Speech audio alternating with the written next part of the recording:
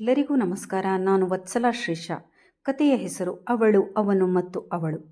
ಒಂದು ತಿಂಗಳಿನಿಂದ ಪ್ರತಿದಿನ ಆಶ್ರಮ ಶಾಲೆಯೊಂದರಲ್ಲಿ ಶಿಕ್ಷಕಿಯಾಗಿದ್ದ ಶಾಲು ಬಳಿ ಸಂಜನಾ ಗಂಡನೊಂದಿಗೆ ಬಂದು, ಅಕ್ಕ, ಮನೆಗೆ ಬಂದು ನಮ್ಮ ಜೊತೆ ಇದ್ದು ಬಿಡಿ ಎಂದು ಗೋಗರಿಯುತ್ತಿದ್ದಳು. ಶಾಲು ಗಲ್ಲಾಗಿದ್ದಳು. ಇಲ್ಲ ಎಂಬುದೊಂದೇ ಅವಳ ಉತ್ತರವಾಗಿತ್ತು. ಅದು ಸಹಜವೂ ಆಗಿತ್ತು. ಏಕೆಂದರೆ ಅವಳು ದಾಟಿ ಬಂದ ಬದುಕಿನ ದಾರಿ ಅಷ್ಟು ಅವಮಾನ ಹಾಗೂ ದುಃಖದಿಂದ ಕೂಡಿತ್ತು. ಶಾಲುವಿನ ಇಲ್ಲ ಎಂಬ ಉತ್ತರದಿಂದ ಸಂಜನಾ ನಿರಾಸೆಗೊಂಡು ಗಂಡನೊಂದಿಗೆ ಹಿಂದಿರುಗುತ್ತಿದ್ದಳು. ಸಂಜನಾ ಮಗು ಮನಸ್ಸಿನ ಮುದ್ದಾದ ಹುಡುಗಿ. ತಪ್ಪು ತನ್ನದಲ್ಲದಿದ್ದರೂ ಗಂಡ ಮಾಡಿದ್ದ ತಪ್ಪಿನಿಂದ ತಾನೂ ಅಪರಾಧಿ ಭಾವದಿಂದ ನರಳುತ್ತಿದ್ದಳು. ಕೊನೆಯ ಪ್ರಯತ್ನ ಎಂಬಂತೆ ಅವಳು ಯಾವುದೋ ಒಂದು ನಿರ್ಧಾರಕ್ಕೆ ಬಂದಳು.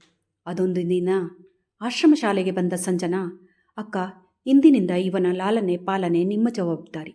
ಬನ್ನಿ ಅಕ್ಕ, ಮನೆಗೆ ಹೋಗೋಣ. ಶಾಲುಗೆ ಏನೆಂದು ಅರಿವಾಗುವುದರೊಳಗೆ ಹತ್ತಿಯ ಉಂಡೆಯಂತಿದ್ದ ಮುದ್ದಾದ ಮಗು ಅವಳ ಕೈಯಲ್ಲಿತ್ತು. ಆಗ ಅವನು, ಹೌದು ಶಾಲು, ಮನೆಯವರ ಒತ್ತಾಯದಿಂದ ಮಕ್ಕಳಾಗಲಿಲ್ಲವೆಂಬ ಕಾರಣ ನೀಡಿ ನಿನ್ನನ್ನು ತೊರೆದು ಇವಳನ್ನು ಮದುವೆಯಾದೆ. ಆದರೆ ದೋಷ ನನ್ನಲ್ಲಿದ್ದುದರಿಂದ ಮಕ್ಕಳಾಗುವುದಿಲ್ಲವೆಂದು ನಂತರ ಗೊತ್ತಾಯಿತು. ವಿಷಯ ಮುಚ್ಚಿಟ್ಟರೂ ನಿನಗೆ ಮಕ್ಕಳಾಗಲಿಲ್ಲವೆಂಬ ಕಾರಣದಿಂದಲೇ ನಾನು ಎರಡನೇ ಮದುವೆಯಾದೆನೆಂದು ಇವಳಿಗೆ ಹೇಗೋ ತಿಳಿಯಿತು. ಈಗ ನಾವು ಮಗುವೊಂದನ್ನು ದತ್ತು ತೆಗೆದುಕೊಂಡಿರುವೆವು. ಇವಳಿಗೆ ಸುಳ್ಳು ಕಾರಣ ನೀಡಿ ಎರಡನೇ ಮದುವೆಯಾಗಿ ದ್ರೋಹ ಮಾಡಿದೆ. ನಿನ್ನದಲ್ಲದ ತಪ್ಪಿಗೆ ನಿನಗೆ ಶಿಕ್ಷೆ ನೀಡಿ ದ್ರೋಹ ಮಾಡಿದೆ. ನನ್ನ ತಪ್ಪಿಗೆ ನಾನು ತುಂಬ ನೊಂದಿರುವೆ.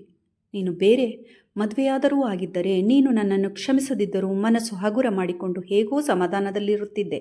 ಆದರೆ ನಿನ್ನನ್ನು ನೀನೇ ಶಿಕ್ಷಿಸಿಕೊಂಡು ಒಂಟಿಯಾಗಿರುವೆ.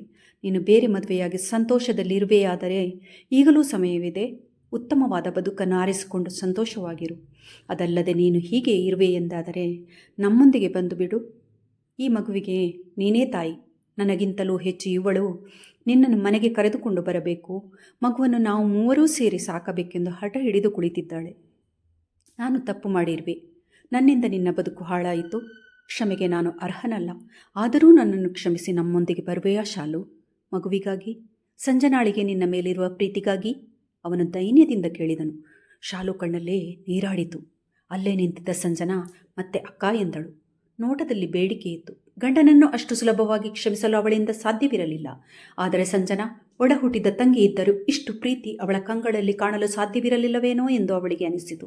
ಹಲವು ದಿನಗಳಿಂದ ಆಗಾಗ ಬರುತ್ತಿದ್ದ ಸಂಜನಾ ಒಂದೆರಡು ದಿನ ಬಾರದೆ ಹೋದರೆ ನೆನಪಾಗಿ ಕಾಡುತ್ತಿದ್ದಳು. ಚಿಕ್ಕಂದಿನಿಂದಲೇ ತಂದೆ ತಾಯಿಯನ್ನು ಕಳೆದುಕೊಂಡು ಬಂಧುಗಳ ಮನೆಯಲ್ಲಿ ಬೆಳೆದಿದ್ದ ಶಾಲುಗೆ ಕರುಣೆ, ಅನುಕಂಪಗಳು ಸಿಕ್ಕಿದ್ದವೇ ಹೊರತು ಪ್ರೀತಿ, ಮಮತೆ, ಸ್ನೇಹ ಸಿಕ್ಕಿರಲಿಲ್ಲ. ಇವಳೂ ಅನುಕಂಪ, ಕರುಣೆ ತೋರಿಸುತ್ತಿರಬಹುದೆಂದು ಮೊದಲು ಅಂದುಕೊಂಡರೂ ನಂತರ ತನ್ನ ಮೇಲಿರುವ ಅವಳ ತುಡಿತ ಕಂಡು ಮನಸ್ಸು ಅದನ್ನು ತಳ್ಳಿ ಹಾಕಿತ್ತು.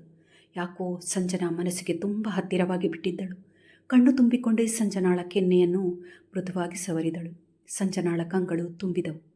ಕಣ್ಣೀರನ್ನು ಒರೆಸಿಕೊಳ್ಳುತ್ತಾ ಸಂಜನಾ ಶಾಲುನ ಗಟ್ಟಿಯಾಗಿ ತಬ್ಬಿ ಹಿಡಿದು ಅಕ್ಕ ಎಂದಳು. ಶಾಲು ಸಂಜನಾಳ ಬೆನ್ನನ್ನು ಮೃದುವಾಗಿ ಸವರಿದಳು. ಶಾಲು ತನ್ನ ಕೈಯಲ್ಲಿದ್ದ ಮಗುವಿನಡೆಗೆ ನೋಡಿದಳು. ಗುಳಿ ಕೆನ್ನೆಯ ಮುದ್ದು ತುಟಿಯ ಬಟ್ಟಲು ಕಂಗಳ ಪುಟ್ಟ ಕಂದ ತನ್ನ ಒಂದು ಮುಷ್ಟಿಯಲ್ಲಿ ಶಾಲು ತಾಳಿಯನ್ನು ಬಿಗಿಯಾಗಿ ಹಿಡಿದಿದ್ದರೆ ಇನ್ನೊಂದು ಕೈಯಲ್ಲಿ ಸಂಜನಾಳ ತಾಳಿಯನ್ನು ಬಿಗಿಯಾಗಿ ಹಿಡಿದು ಅವರೆಡೆಗೆ ನಗು ಬೀರುತ್ತಿದ್ದ. ಮಗುವಿನ ಕೆನ್ನೆಗೆ ಮೆಲ್ಲನೆ ಮುತ್ತಿಕ್ಕಿದಳು. ಮಗುವನ್ನು ಎದೆಗವಚಿಕೊಂಡು ಶಾಲು ಅವರನ್ನು ಹಿಂಬಾಲಿಸಿದಳು. ಧನ್ಯವಾದಗಳು.